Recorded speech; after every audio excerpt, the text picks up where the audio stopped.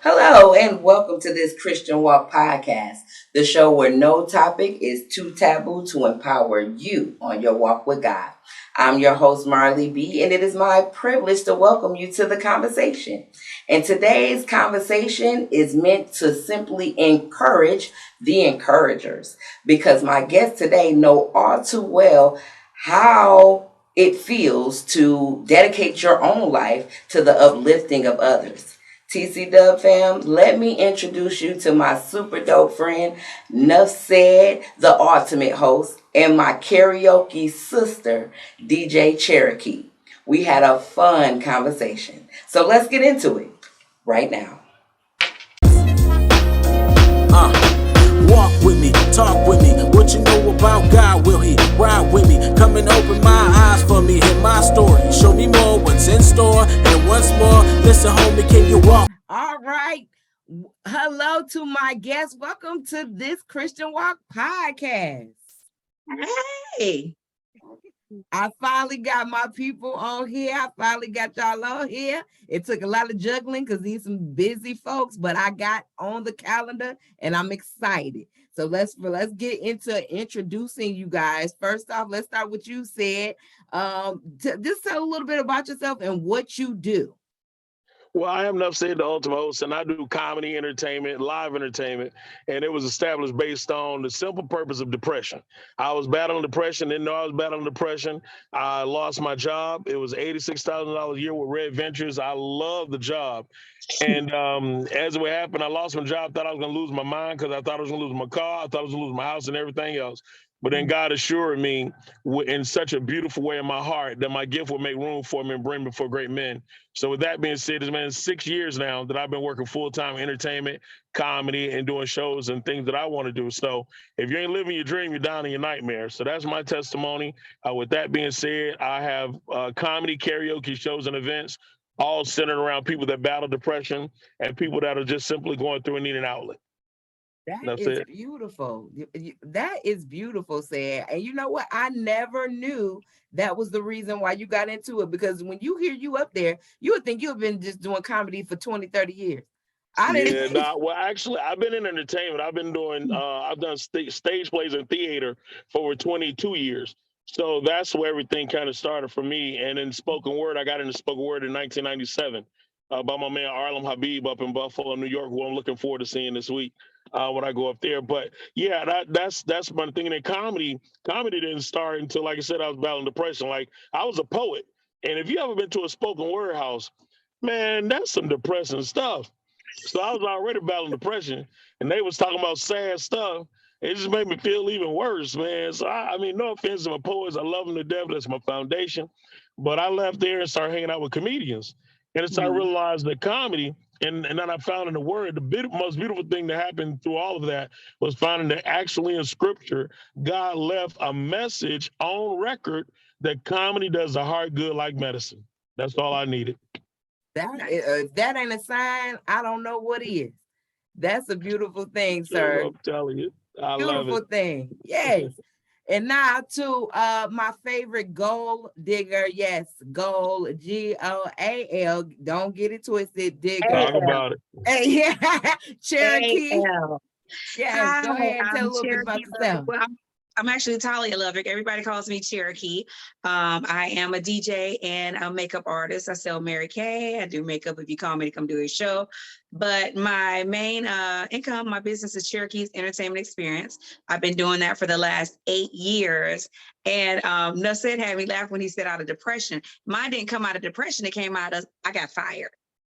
Mm. I got fired because the manager of the dental office I was working at felt like I was doing too much that was not in my job description. Now, you know, my background is I have been working in corporate America since I was 17 years old, made the front page of the Charlotte Observer as the youngest employee of Nations Bank. Okay. But because I was doing more in the dentistry role one weekend, when 1 week when my boss lady's main assistant was gone, she wrote me up 3 times in 4 days. And then on the 7th day, when we came back that Monday, she said, I'm going to have to let you go because you're just doing too much. This is not in your job description. I'm like, yeah, but the dentist and the owner is cool with it because I know what I'm doing.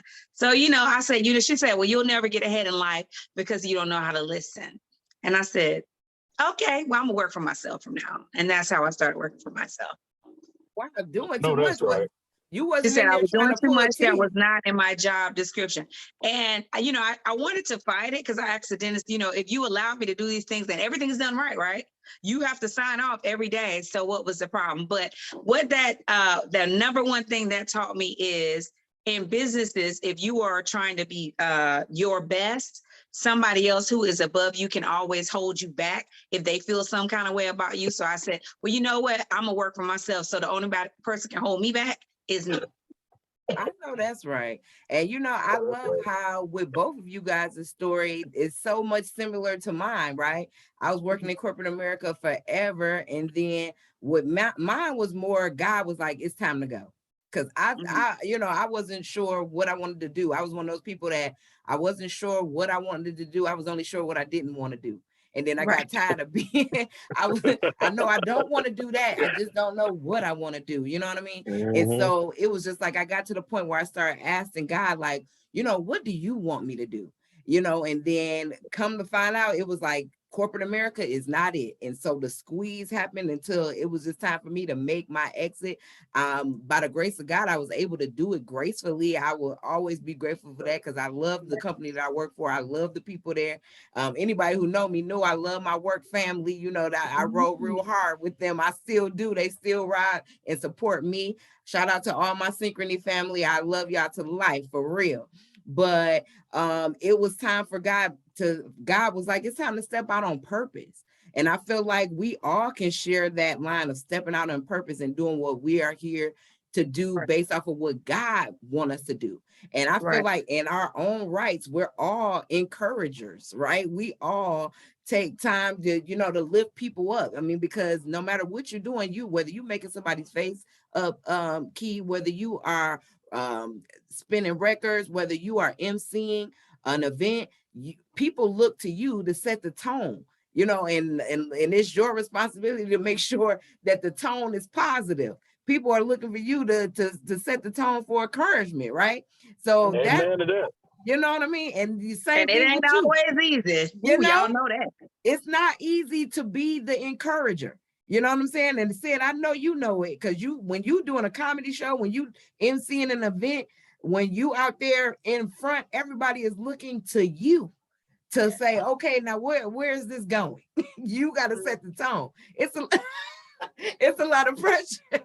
It's a lot of pressure with that. Tell your mom and them. I'm glad you brought it up. There's so much pressure with it. It really is. And the thing about it is, let's start at the foundation. You see, what we as individuals got to realize is we can't make nobody happy. You see, you can't make nobody happy. They got to have their own happiness. And when you meet them, they got to be willing to share it. See, I got my own happiness. I don't need nobody to make me happy. I got my own happiness. And when we hook up, I'm going to share it with you. And that's when we have a happy time. You see what I'm saying? That's when it's beneficial. But see, what happens is too often is we get in situations, and the same thing applies to relationships, and we just get drained. You get drained, you get drained, you get drained. So then what you had, you no longer have. You don't have the level, or you're not able to flow at the natural level that you would because you're being depleted and it's not being replenished. But that's a whole nother story. So yeah, you're right. You're absolutely right. Hey, Shaba. That might have been gas, but this show felt good. I needed to get that out. And I'm not with you. Cherokee, how you deal with that pressure of being that encourager in those rooms that you go in and lead in? The way I start my day every single day, I know we had this conversation a few weeks ago, but I literally have to start my day every day with what I see and what I speak, what I read. So every single morning I do morning devotions. Some of them I do share in my Beautiful You group, just to try to people going, but I have to read a biblical word every morning. I have various books that I read, daily devotions. And then for me, it's kind of corny, but it's real talk. I'm gonna show y'all my little secret weapons. On my desk, I actually keep my crown, and I also keep this little vial right here. This is a mustard seed. And you know, they say all you need is faith the size of a mustard seed. I received this at a women's conference, a biblical women's conference about 3 years ago. And instead of putting it around my neck, I said, I'm always at my office desk. So I keep that stuff on my desk. So I start with that, looking at that mustard seed, knowing, whoo, God, all I need is faith. This amount of faith is going to get me through my day. My crown, to know that I can put my crown on every day. Like he said, can't nobody make you happy but you. So my happiness comes from, I look at my crown and I know, girl, you got this. You got this. And then read a word, get that into my system. And then throughout the day, making sure that I plug something else in, because we know life is going to throw something at us. So for me, that's the number one thing. And then also, for me, as far as the energy in the room and all kind of stuff, whoever you're doing the event for, whether it's a venue or a personal event, make sure that you have built a rapport with those individuals. Because see, if you've already talked to them a few times before the event, y'all already got a little rapport. So you kind of know what to do for them. You kind of know their energy. Then just watch the room. Watch the room and interact. It's going to be somebody in the room that had a bad day. No matter what you do, you are not going to make them smile. They're going to be looking at you like she getting on my nerves. But you have to realize it's not personal. That's just what they're going through right then. So just do you and energize. I mean, my thing is, I love karaoke. That is my first and foremost love, long before getting into business. I've been doing karaoke probably since I can sing on a baby doll head. I love it. Okay. So just bringing that energy and who I am to a room where honey, I love so many DJs that are DJs. Can I DJ? Yes. Am I a great DJ? I do good. Yes, but it's the energy that I bring that is going to make sure that it's positive. Because you notice I like to talk on the microphone to get people involved. I think in this business, if not enough said, if we don't get them involved, I don't care what's playing. If you don't get them involved, at the end of the day, that same person that came in, frowned and was like, oh my God, karaoke child. That's real. Oh my God, dudes, guys walk in, they got a female DJ. You gonna play some good music, DJ, girl, DJ, what you got? By the end of the night, those same people are right up on you saying, girl, you did your thing. I had so much fun. But it's not about, it wasn't all about the music. It was about the energy. The energy. That's the truth. The energy. Yeah, because people can feel that energy when you come in bringing it. You know, right. It's not all about, playing the songs that's popping the most on the radio. It's the energy you bringing that you pulling out, because I really believe that the energy you put out to the world, you're gonna get it back. That's what you get back. You reap what you sow. Absolutely.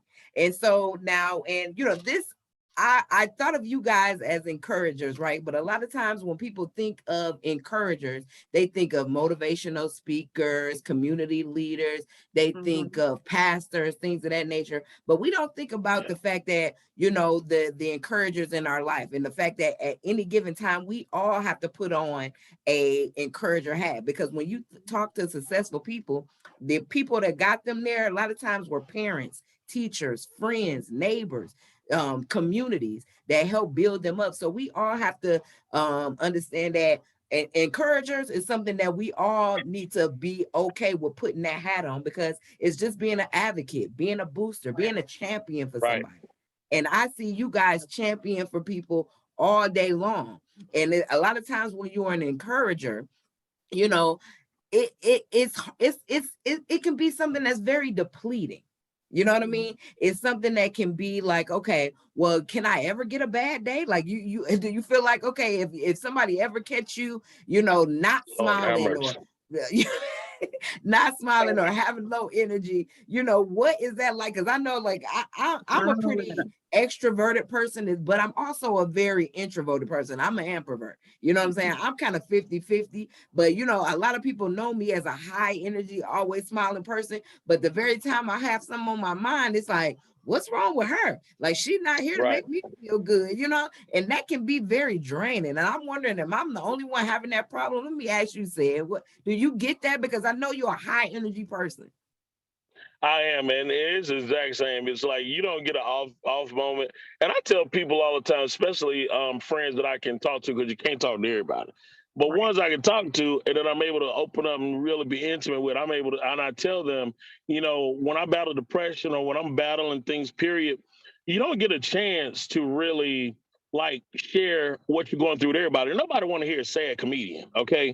First of all, sir, excuse me. We understand that, but that's not what we're paid for. Okay. We're paid for you to make us laugh. So even though your heart is breaking and your world is falling apart, we're gonna need you to hold it together and get these jokes out so we can get our money's worth. All right. Then you can go back to your own dungeon and deal with your mess. So that's that, and then that's exactly how it comes out. When it's showtime, it's showtime. Everything, I don't care what I'm dealing with. It could be divorce, it could be death, it could be whatever. When it's showtime, it's showtime. And the gift that I have, because the gift and the skill that I have mixed and covered and kept together by the anointing, that's Right. what enables me to go out and deal with what I have to deal with after I'm done. And so it's just it is draining at times, and I know that weighs into my depression. And if you follow history, a lot of comedians deal with and battle depression, from Robin Williams all the way through Bob Hart. So you just name it. I mean, that's just what happens. It's very unfortunate, but I think the difference with me is I'm very vocal. I'm very open. I like to think I'm transparent. As far as what I'm dealing with, I don't mind sharing. And I believe, like Revelation said, they overcame him by the blood of the Lamb and word of their testimony, which means how I got a job and how I got this money, that's not the testimony. How I missed God, finally understood that there was a greater purpose in me, and I understood the assignment. That's the testimony, because ultimately you find out how my patience, how I had to go through some things, how I had to go through to get through, so to speak, and how the good news is that the bad news doesn't matter. You need to hear that part of my testimony, because that's what will help you. That's what will encourage your heart. Just Mhm. recently, I found and discovered this thing that I've been sharing with everybody, and it's called abracadabra. Since we were kids, we were watching musicians do their tricks, and as they do their tricks, they tell us, now I'm going to pull a rabbit out of my hat. And abracadabra is what they say. Well, abracadabra comes from Judaism, and it actually means watch me manifest what I say. With that being said, a lot of things that we say in our mouth, out of our mouth, and the Bible picks it up perfectly and says we're snared by the words of our mouth. So when that, you can have whatever you say, life and death is in the tongue. So there's plenty of confirmation affirmations for us to know that this is truth. So with that, when I started speaking, I said, I want to make $1,000 this week. I want to make 15. I tried it. I practiced it. And then the Bible tells me that I can have whatsoever I say. So I began to speak those things. So then I realized these things start manifesting themselves. Mhm. Abracadabra. In addition, that the gift, the anointing, and lining up with God's word is what makes the thing not only come to pass, but it makes it stay. And then the blessings of God make it rich and add no sorrow with it. So it's just rather than me focusing on my problem as I battle depression and other things, I rest on His promise. And so that's how I make it through, and that's the word. That's what I encourage other people with. That's the sentiment and testament of my life. Right, and I love that you touched on Period. the fact. I like that you share your testimony, because so much, especially in the Black community, men are made to feel weak or less than when they are vocal about their feelings or Yeah, any kind of challenges they're having. When our men need to be able to vent just like our women do. You know what I'm saying? right. We're all people, we're all human. We are all in this thing called life trying to figure it out and trying to make it Trying to through. figure it out. And like this whole podcast and everything that I'm doing, that I feel God is calling me to do, and is about building kingdom community and being able to create safe spaces so that we can discuss the things that's going to help us to get the victory that God has set it up for us. And I Right. love the fact that you understand that the power is in your thoughts, is in what you say. It is, how that your Absolutely. confidence in the Most High God, who is the creator of us all. Because sometimes we look uh, for our validation in others, from social media, from all those other things. So I commend you for knowing who you are and knowing whose you are. And that's why Absolutely. you are successful right now. And I'm just proud to be your friend. So you Oh, are enough said. truly I a dope appreciate you. friend. Truly a dope Blessings. friend for Thank you. that. Right. Thank That's right. you. That's right. Yes, I love it. And so we know, like, when we're dealing with these kind of things, and when you're going and trying to be in the arc of entertainment, we know that haters are inevitable, right? So I mean, Absolutely. you know, my thing is, I think that haters are a good thing. I think that they are a sign that you're on the right track 9 times out of 10. Absolutely. So, which makes them a necessity.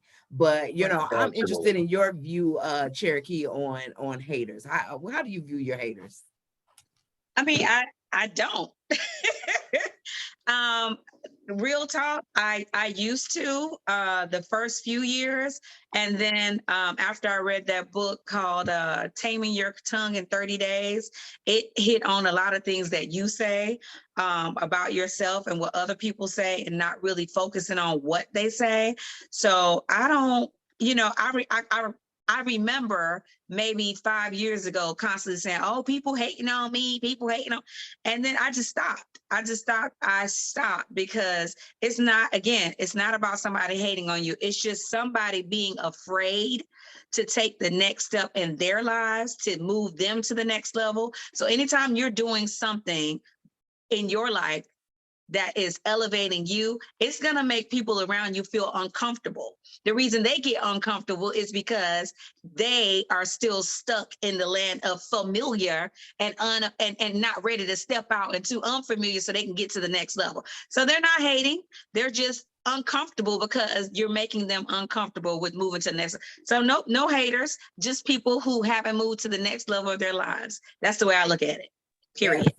I believe the prophet T.I. was the one who let us know that haters are motivation, they, So, they are. you're right. They So that's are, what they because need to do. when they are, because when people say, I think an ongoing joke I put on Facebook all the time is they call me the karaoke DJ.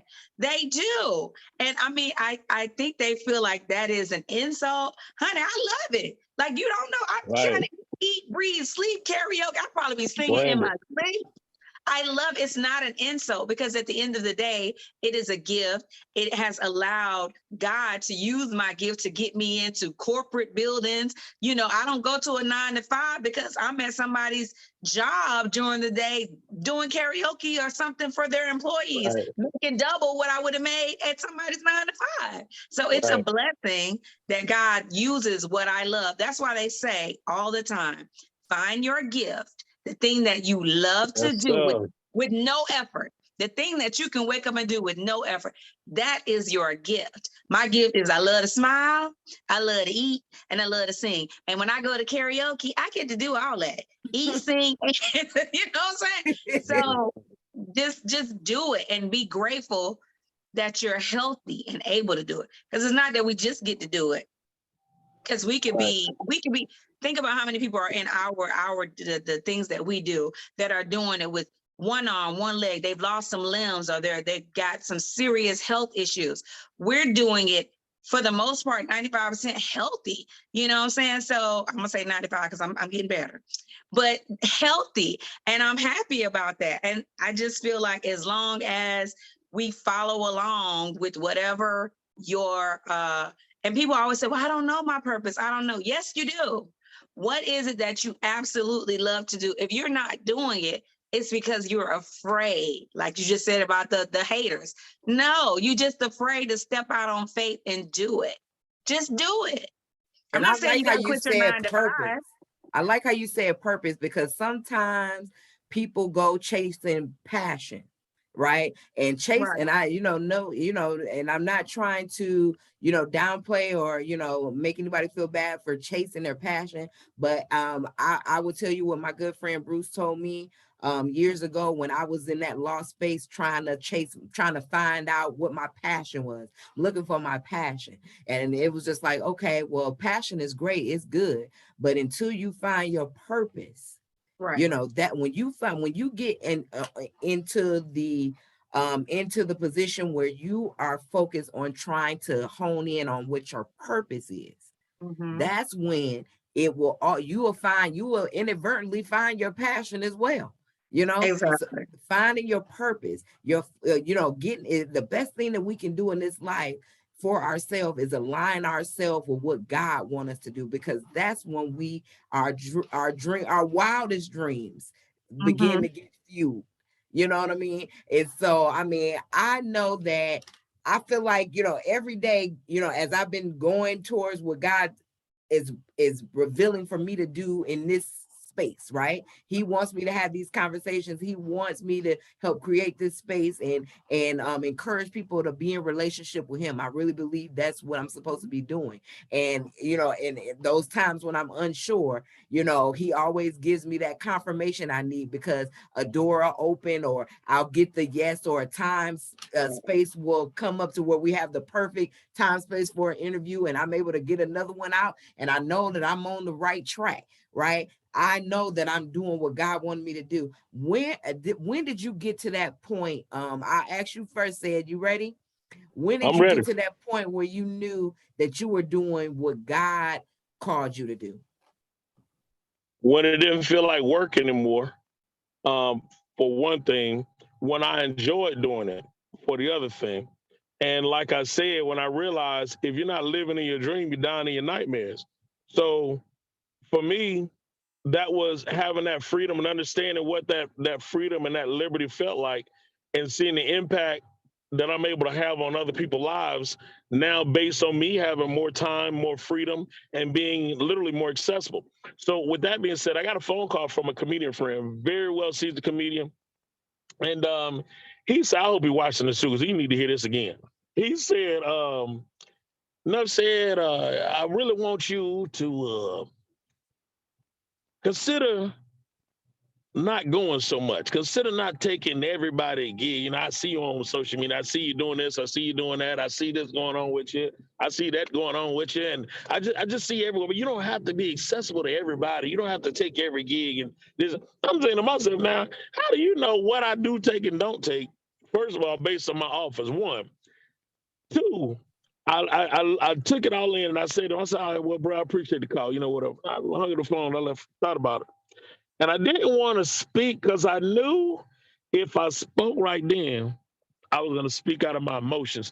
And I'm careful. I try not to let my emotions supersede my intellect. So with that being said, I waited a day, called the brother back. I texted him back. And I said, I wanted to put this in text because I wanted you to read this every time you saw it or thought about calling me again with what you said. I waited for you to call me over the years after you promised time and time again, hey, enough said, we're going to work together. I want to do this. We're going to do that. In addition to that, you called me, you hit me with the, hey, enough said, oh, man, I need your help. And you picked my brain for stuff. You never called me to put money in my pocket, even though I booked you and put money in your pocket. So with that being said, don't tell me where I should be, what I should accept or not accept. And as far as being accessible, I'm gonna always be accessible. Cause see, the difference between me and the other Joe is part ministry to me. That's the underlying tone that people don't get or understand. So that's why I don't worry about haters. That's why, because the Bible says that he'll make my enemies my footstool. So I'm welcoming them.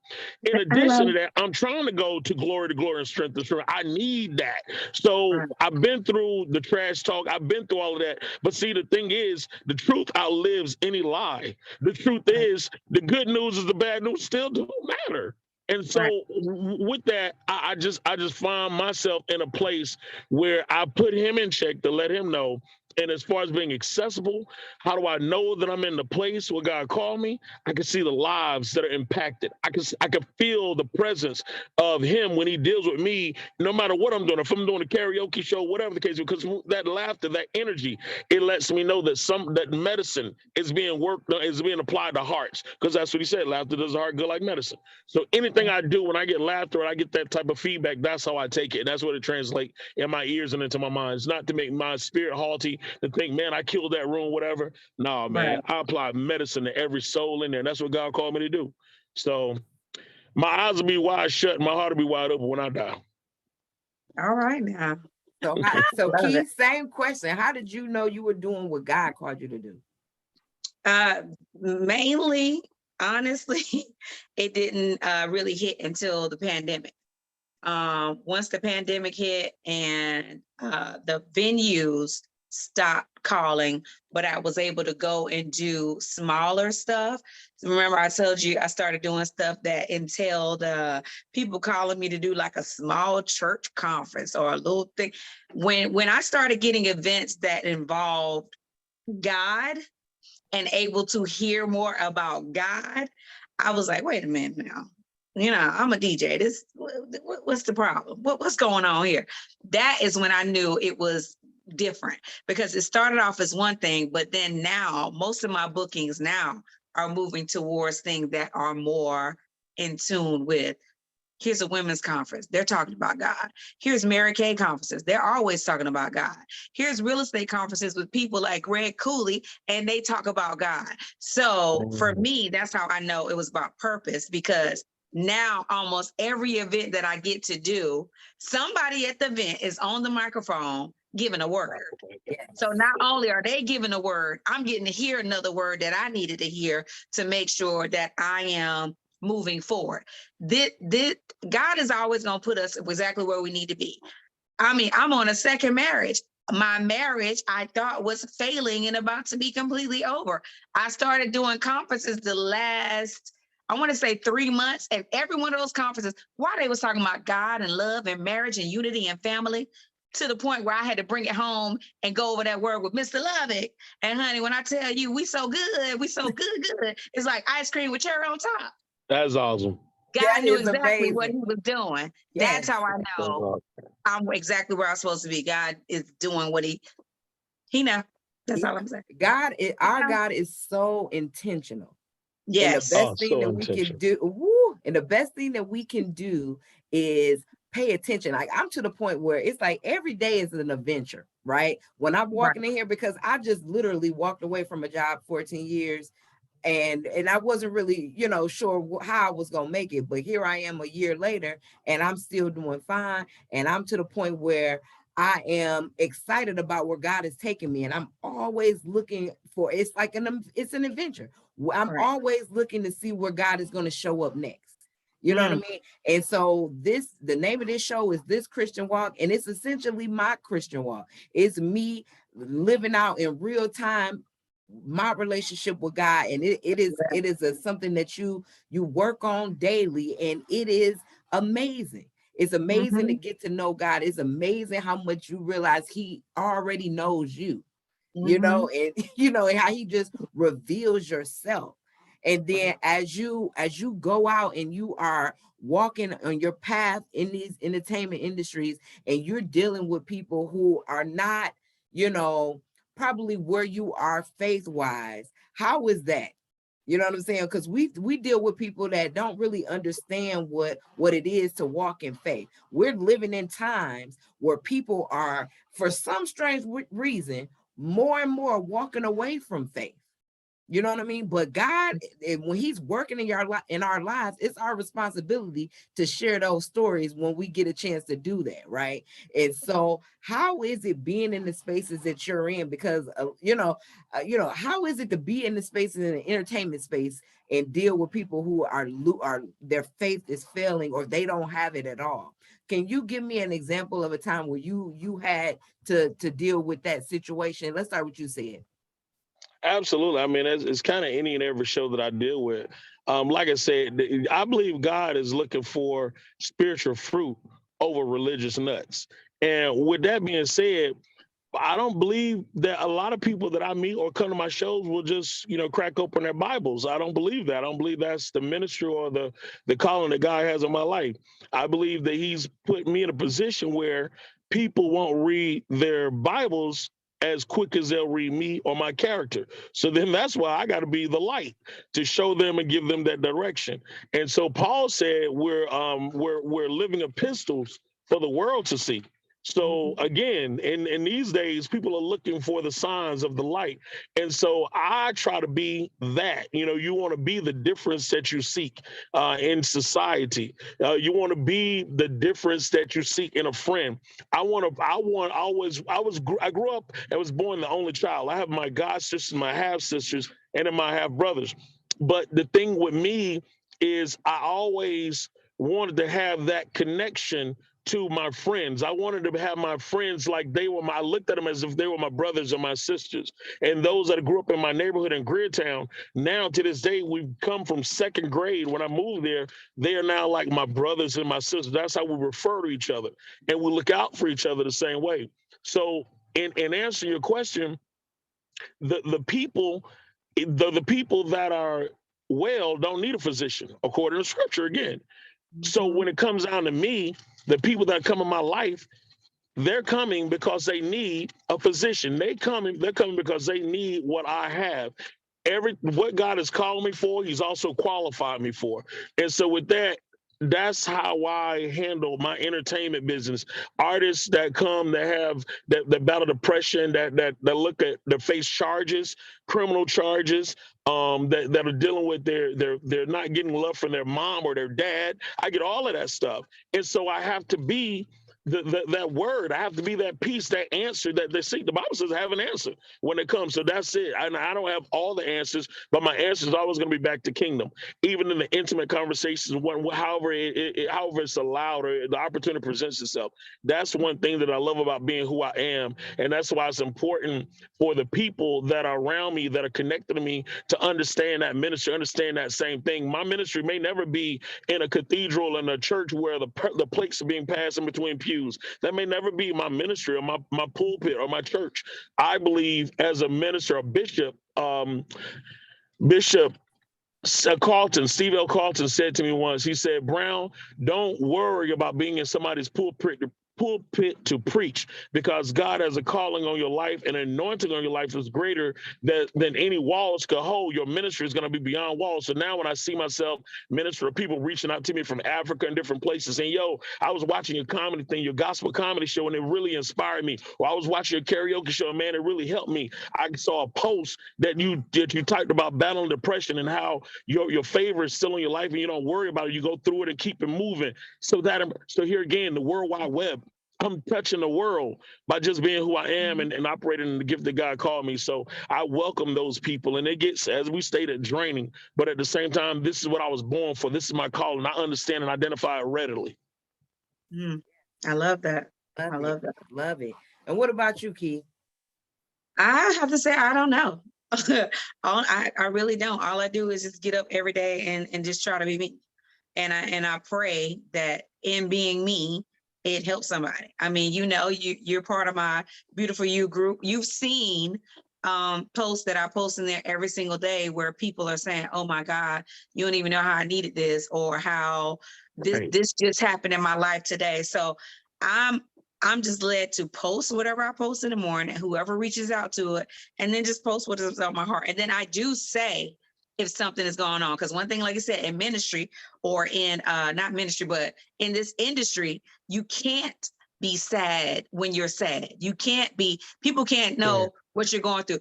I mean, I've gotten phone calls that somebody died right in the middle of a gig, and I might say, anybody in the building feeling some kind of way today? You lost a loved one, we're going to play this one for them. And so use that pain that I'm feeling right then to pull somebody else out. And then, before you know, instead, I know you've experienced it. At the end of the night, somebody going to come up to you and say, girl, you don't even know. When you just did that, I'm going through X, Y, Z.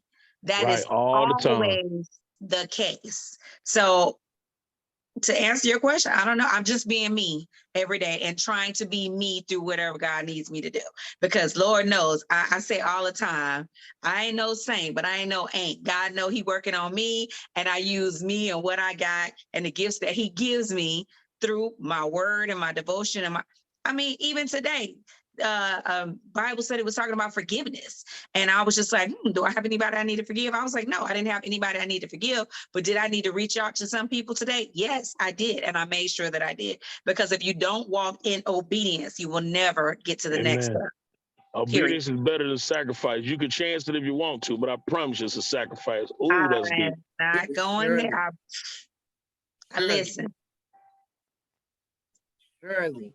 And, and I like how, I mean, just the fact that you're living with intention, being intentional in everything you do, and understanding that somebody is always watching you, you never know. And if nothing else, we know from being in all the time we spent in the corporate world, you're never not communicating. Right. No matter what, whether you're talking or not, you are never not communicating. And what is it that we want to say? And we have to understand, as people walking this walk and wanting to be blessed by God and staying in good favor with Him, that we want what our communication to show. I'm loved because I am.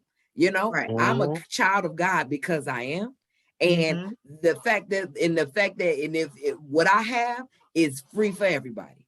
If we're Right. not saying nothing else in this life every day, I think we should be intentional about saying that. And what another thing that I appreciate and love is, and you hit on it a little bit before I already said, was you already know that your platform is your ministry. I have an aunt who sells purses, right? And I think the best thing she ever taught me, and she taught me a lot, but one of the one lesson I know I will never forget is, I was there one day when she was selling purses as one of her many jobs. She got a lot of stuff she do, but one of them, she was selling purses, and she told me it was like, that's her ministry. She loved to make people happy that way. And she think of everything she do as a way to minister to people. It's not always, like you were saying, it's not always be about a pulpit in a Right. cathedral. And I Right. think when we have that mindset, that's the best thing that we can do to honor God, is knowing that at any given time, our time to minister can be there. So we should always be ready and always be in a situation where we can represent Him. Right. Right. And I think that's That's it. great. And I love how you guys have made your platforms and entertainment ways to usher other ways to minister to people. With you said, you have, like, to me, I love how you love on local talent. I Yeah. love how at any given time you take an opportunity to give somebody a chance to show how great they are, because Absolutely. local talent is so underserved. I don't care what town you in. Not everybody got a Berry Gordy. You know You what I'm better say saying? it. And so and then for you to do that, but how you do it and how you do it so consistently, because I've been to a karaoke situation, and somebody that's a real artist, and you like, okay, let's go ahead and make this happen. Where's your demo? Now I know that we wasn't expecting this, but we got to make this happen because this is local talent. Let's Right. give them a chance to, Right. you know what I mean? And it's just like, and then as a karaoke person, you were like, well, okay, well, I didn't know we was having professionals in here. I was just gonna do a little something. But I appreciate that as a way of giving a person a chance. You know what I'm saying? When you think Yeah. of people like Tyron and stuff like that, who they get a little following because of that. Absolutely. When did that become like something that you got into? When, because to me that's a ministry. But when did that become something you decided to be more intentional about? Well, it really came in when I realized how much talent was locally.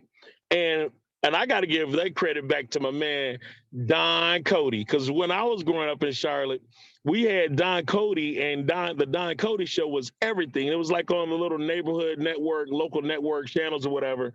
But what we would do is he have us come in and you sign up. If you made the audition, then he put you on the show. So Friday around 8 o'clock, I believe it was, the new fresh shows would show out. So the Don Cody show come on. There was rappers, dancers, ventriloquists, whatever, but it was a variety show. And I love Don Cody.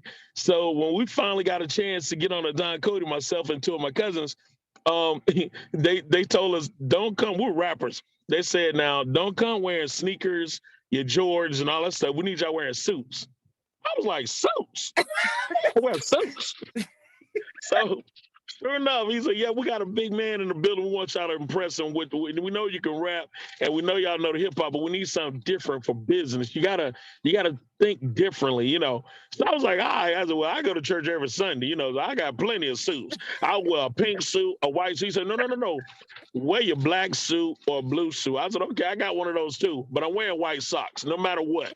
So I was real big on white socks, blue shoes, blacks. That was my thing, man. So I get in, we get dressed, we come in. We start rapping in front of the camera, and then one of my homeboys said, you got to catch the wave like Coca-Cola. And next thing you know, the gentleman behind the screen loved us, said to us, I want y'all to represent Athletic Shoe Warehouse. At that time, we didn't have no I Foot Locker. We love didn't have no. athletic shoe warehouse. There was none of that in Charlotte. It was only Athletic Shoe Warehouse and Lebo's.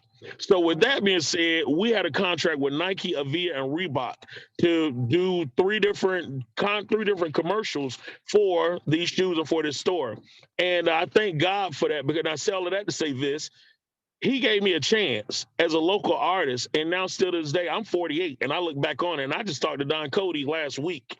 So he's in Florida doing real big things with the music industry there still. So now, as a person that was given an opportunity as a young man, I'm in a position where people follow me. They follow my showcase. They follow my shows. So if I'm doing karaoke, I got a DJ, and most of the time I got a band. So it's nothing for me to find a local artist or a talent. I think it just adds spice to give them a shot, and to encourage other people to, again, like I said, if you're not living your dream, you're dying in your nightmare. Live and pursue your dream. Like that's just what it all comes back to me. I was given an opportunity, so I want to always find myself giving an opportunity to somebody else. And I'm Charlotte born and raised, so I got my foes up every day. I love that. Well, that's what's up. And with you, Key, I know that you have really,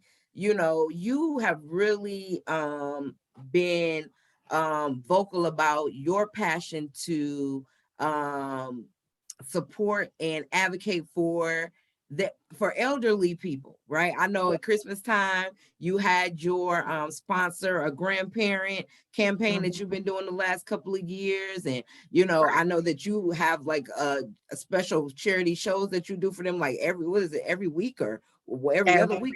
Every other week. Every other week that you're doing that at the retirement homes. How did that become something that was like, I don't want to say just a priority, but that's something that you have definitely made of high importance to you, to be able to give back in that way. And how did that particular cause, pique your interest the most? The number one thing is because I was like, my parents didn't get to live to be seniors. And there are a lot of seniors in places that don't have family to come and visit them. When 3 years ago, we started doing the adopt a grandparent and the Christmas and all that kind of stuff, and you go in there and they're like so excited. They try to hold you hostage in their rooms talking because they don't want to let you go. I realized that there is a need. They need to feel wanted. They need to feel like somebody wants to talk to them. And just like us, we love music. We like people talking to us. So that's why I started. And only a select few people know that I even do that. I don't post that on social media, but that is an ongoing regular thing. And I do like that because they need it. When the music starts, they light up, they're excited. Some of them, honey, they pushing and in the little chairs, they little nurse aide right there. They done try to jump up and get out. I love the feeling of watching that, because I go, that could be me one day, or that could have been my mom, or that could have been my dad. So that's why I started doing it. And girl, you about to make me cry on that one. But because I know you're gonna bring that up, because like I said, that's something I don't post on social media. Other than the adopt a grandparent and that stuff, I do post that because I need sponsors. But the other thing I don't post because it's personal. But and the only time I just hear about it from talking about it, because just like you lit up now, you lit up then like, oh, I'm gonna be at the nursing home that day, because you light up like the third row in Lowe's with the light bulbs. That girl, you was like every time they make me feel good to know that I'm giving them a feeling of somebody cares. And to, like I said, to watch them when the music starts, whether we doing facials that day or we doing, because I do different things. Either I'm doing something with skincare, helping with their skin because all the medicines or whatever, or something with music, honey, whether it's music bingo or whatever it is, they're appreciative. They are so appreciative. And that's one of those things where, they say everything we do now, we doing on social media for everybody to see. I didn't want that to be that. So that's why I don't post it. And I love it. I that's probably the best feeling I get during the month. I ain't even gonna lie. That is, I think it's nothing better than when you find something that warms your heart like that, because we all need to make sure that we're giving back and paying it forward, all of those things. And for you guys to have found ways that just stand out from the west or from the rest, because everybody can go out and do Meals on Wheels on Thanksgiving and things like that. Right. You guys do things all year long that I know that y'all do because that's just who you guys are. And I definitely wanted to bring that up because it's something that I notice and that I admire in you guys and that I love about you. And I wanted you to get that recognition, even though I know you would never seek it yourself. Like you said, I know you would never even really bring up the fact that every chance you get, you bring it up, because that's not something you really. It's something you do from reflex. I could just tell that's just who you are. Even down to him sharing everybody's gigs, and I always see that, and I said he share everything. Like nobody is sharing everything. So because of that, he done gave me a little touch of the share people stuff. And I'm like, look, every time I turn around, I'm pushing something. And I'm like, he get on my nerves. Got me sharing all this stuff. Sam will have you downright hungry. I'm never going to do it to the extent that he does it, I'm sure. I know I'm not. But because of that, because of hearing him say so much to many of us, guys, it don't cost you a thing to share something. I looked at my time, I said, what? I shared all this. You got me pushing buttons, buddy.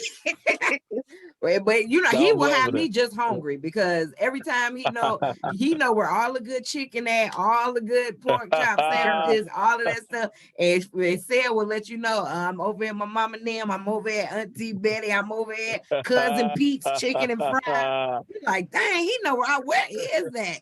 And right when you say where is it, he was like right over here over. I'm like, Fed is just showing love wherever he go, wherever you are. That big smile and all that great intention is shining through. And it's genuine. It's just always all the time genuine. That's why I got much love for him. Well, because it's genuine. Because there are a lot of people who are doing things, and I realized, it's not genuine. No, it's for clout. To meet the genuine people, like Marley is my friend, but she's also my sister in Christ. We go to the same church, and I've known her for years. So, and then you my friend, and when you say you're doing something, you're really being a friend. And that's the kind of, what I'm saying? This man was there when I got married. That's a friend, what I'm saying? Right. So, true story. Those are the type of things that you have to appreciate, and you have to know when people are 100% genuine. And that's why I be posting, telling y'all, if I step out of character, y'all see me doing something, if I'm not shining a light, please pull me to the side and say, Cherokee, you just XYZ. Because I need to know that. Because I'm human and I'm going to have some moments. I need to know that. Because that's definitely not what I want to portray, and that's not who I want to be. So when I have a moment and y'all see like, Cherokee, I posted constantly. Tap me, pull me to the side, whatever you need to do. Let me know how I made you feel, or if you saw that I made somebody else feel some kind of way, because I don't want that. I don't want that to be, your legacy is going to be, what you're doing is cool, but your legacy is going to be who you are and how you made people feel at the end of the day. Amen. Yes. People will always remember how you made them feel. Hey, hello. They will always remember that. And so, I just want to thank you guys so much for coming on to the podcast. I hope it won't be the last time.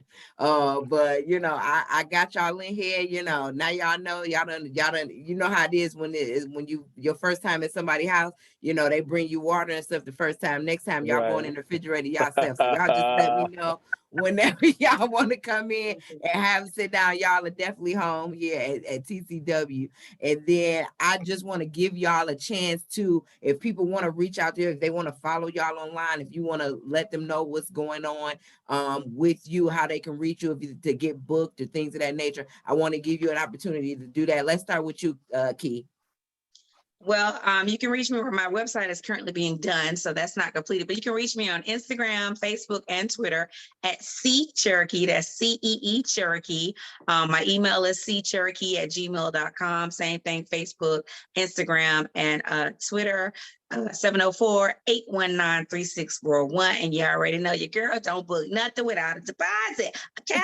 Your girl got to have a deposit. Okay? So don't be calling me talking about you know Marley and she said I can hook you up. Because I would say, Marley done lied to you, honey. I love you. The Lord love you too, but I need a deposit. Okay? No, I would not tell him that. You know that I had to pay my deposit. I'm be like, look, girl, I hope you got the deposit together. Cause my girl, but she worth it. I promise you, every penny. And said, if somebody looking for a dope friend, where they need to how they contact you? Real easy. 347-709-NUFF, NUFF, or 6833. Just that simple. You can reach me on Instagram at NUFFCED. Facebook is Nuff Said, NUFFCED. Separate word, Ultimate Host. You can Google me. I'm Googleable with just simply NUFFCED, Nuff Said, period. And you can check me out at Nuff Said for show.com. That's NUFFCED. The number 4 SHO.com. Nuffsaidforshow.com. And y'all heard my friend. He said he is Googleable. I don't think you better go ahead and Googleable. I'm gonna use that word tomorrow. You better call the patent office tomorrow and get your money. Because ain't nobody saying Googleable, but you he said, I am Googleable. Well, you heard it right here. He is Googleable. And there it is.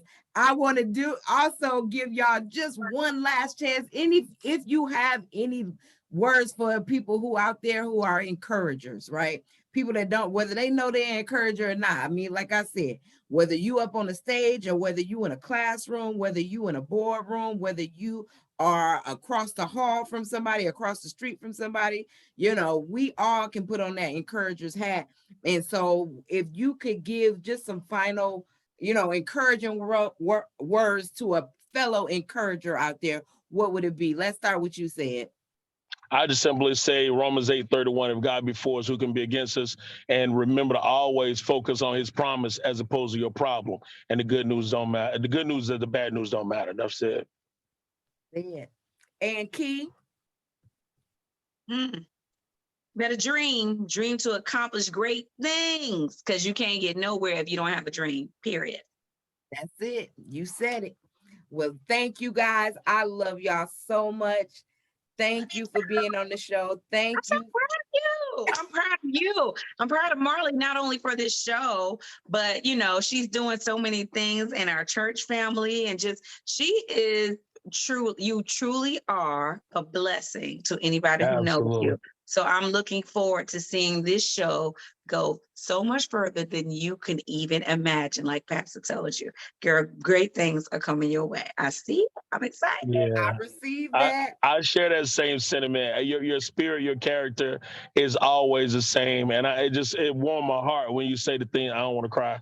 Okay, but it warmed my heart when you say the things that you said about me, because that's how I view people such as yourself when they can see it. It's always like a reflection thing. So I just want you to know that I think you're a beautiful spirit. Your character is always 100, and I just love the way you love on your friends. So that's what makes you a dope friend. I believe dope friends is when friends become family. You can choose your friends, you can't choose your family. So if I choose you as a friend, you do right by me and I do right by you. And I thank God that we've always done right by each other. I love you so much. I love y'all too. Thank y'all so much. I really thank y'all. Thank you so much to my friends for coming on to the show today.